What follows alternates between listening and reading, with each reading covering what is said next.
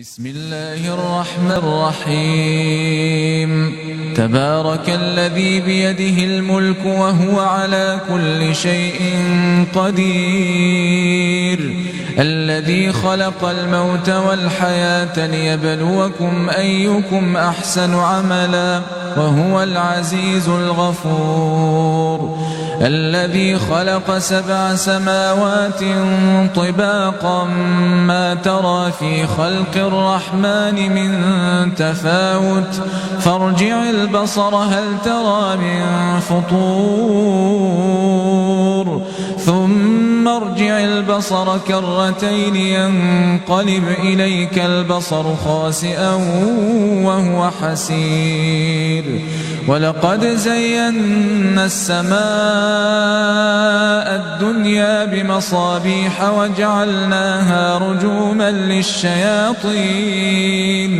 وأعتدنا لهم عذاب السعير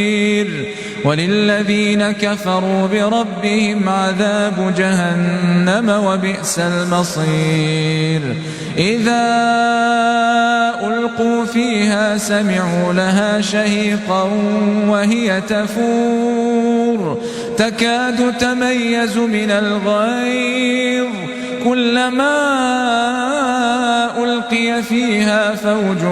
سألهم خزنتها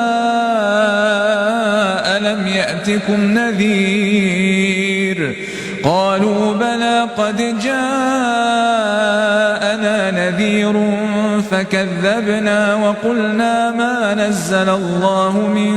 شيء إن أنتم إلا في ضلال كبير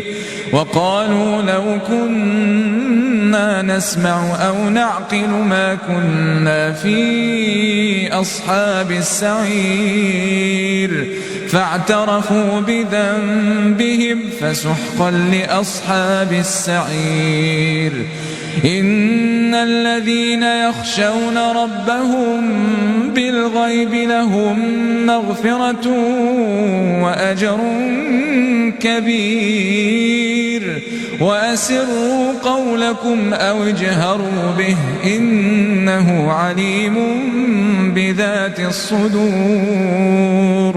ألا يعلم من خلق وهو اللطيف الخبير هو الذي جعل لكم الأرض ذلولا فامشوا في